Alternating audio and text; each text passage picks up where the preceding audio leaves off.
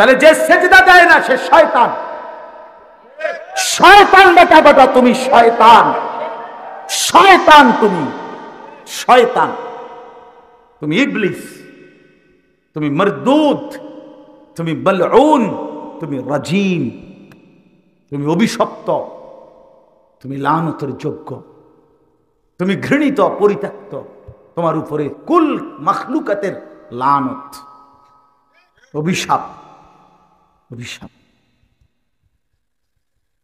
এজন্য আজকে যে ছেলেরা বসছেন, বাবারা বসছেন, পর্দার আড়ালের মায়েরা বোনেরা বসছেন, যে শুনছেন আমার কথা, আল্লাহর দিকে ডাকলাম, আল্লাহর দিকে ফিরাবার চেষ্টা করলাম আপনাদেরকে।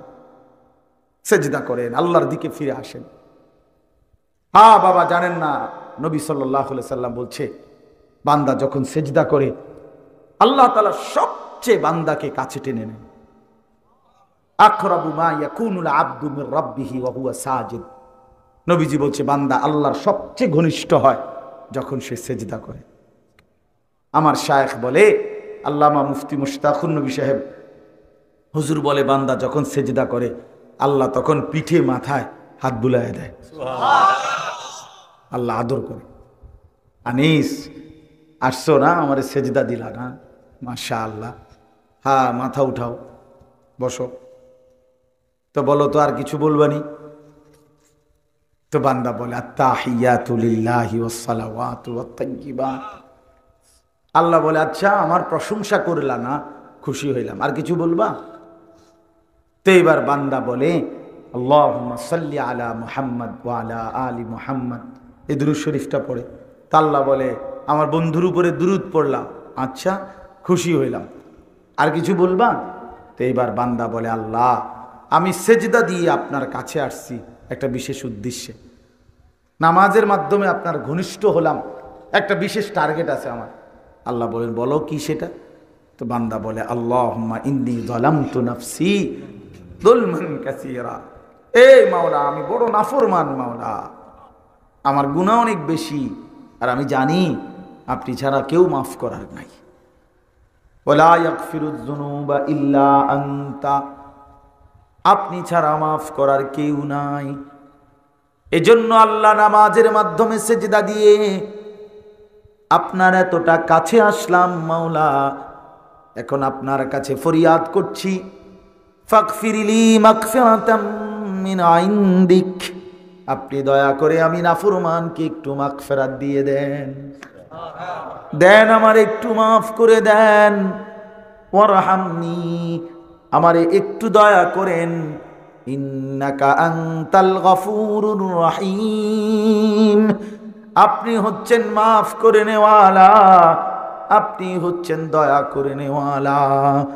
আল্লাহ তখন বলবে, বান্দা এতটা কাছে এনে মাথায় পিঠে হাত বুলিয়ে তুমি বান্দা আমার কাছে মাগফিরাত চাইলা, দুনিয়ার কোনো দানশীল ব্যক্তিও তো তার দরজায় দাঁড়িয়ে কেউ যদি চায় তাকে ফিরায় না, আর আমার মতো এত বড় আরহামুর রাহিমিন এত কাছে আইনা বান্দা ফেরত দেব কেমনে? যাও মাফ করে দিলাম।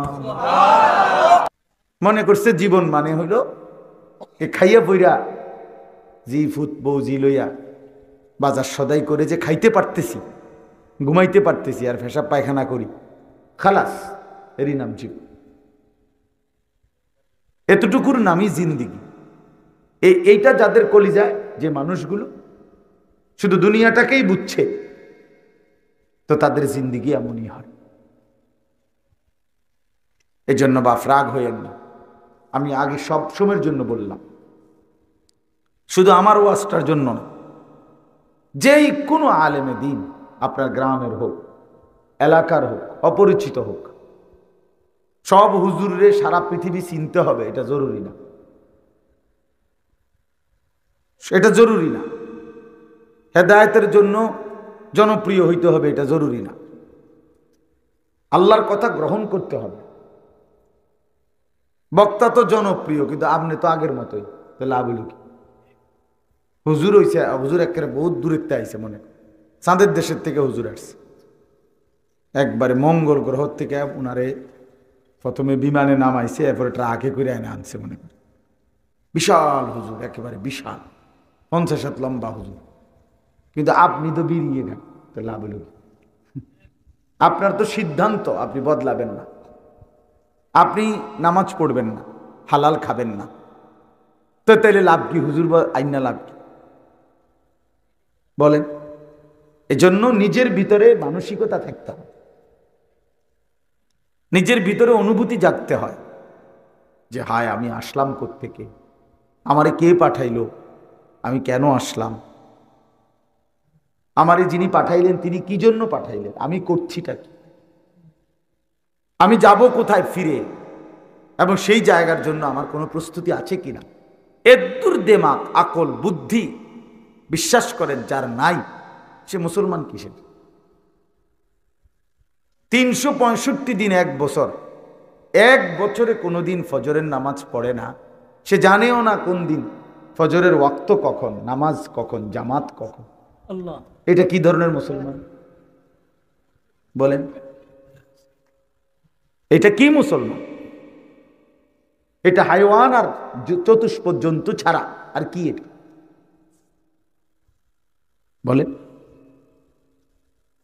এই জন্য আজকে অসংখ্য মানুষ, আমরা নওজোয়ান ছেলে পেলে টোটালি আখেরাত ভুলে গেছে, চেনেই না আল্লাহ, আখেরাত, পরকাল, নবী, রসুল, দ্বীন, ঈমান, কিচ্ছুর সাথে সম্পর্ক নেই। নিজের বংশ, নিজের মা বাবা, নিজের পূর্বপুরুষের ঐতিহ্য, নিজের ধর্ম, আল্লাহ, রসুল, কোরআন, দ্বীন, কিচ্ছুর সাথে কোনো সম্পর্ক নেই।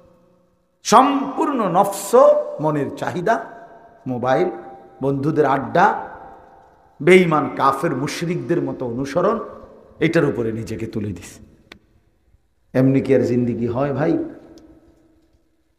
এটা কি কোনো জীবন হইল? অধিকাংশ ছেলে দেখবেন, তারা জিজ্ঞাসা করেন, বাবা যে তোমার এই চুলের সাথে তো তোমার বাবা, দাদা, পূর্বপুরুষ কারো মিল নেই, তোমার এই চলাফেরার স্টাইলের সাথে তো তোমার পূর্বপুরুষেরও মিল নেই, তো তুমি কোত্থেকে আসলা হঠাৎ? তোমার বাপ তো এমন ছিল না, তোমার দাদা তো এমন ছিল না, তোমাদের ফ্যামিলি তো এমন না, তুমি এই ছাগলের মতো, জঙ্গলির মতো, এই আফ্রিকান জঙ্গলের মতো তুমি এই চুল কি রাখলা? এটা এ তো কাফেরের চুল। যাদের চুল এগুলো বড় বড় ভাই, এ তো বেঈমানের চুল, সরাসরি বেঈমানের চুল, কাফেরের চুল, মুশরিকের চুল।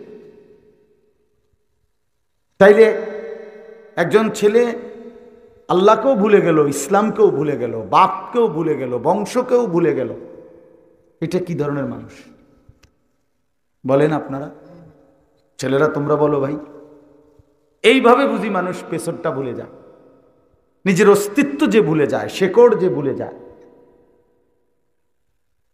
যে জানি না সে কে, কোত্থেকে আসছে, কেন আসছে, এটা কি ধরনের মানুষ বলে?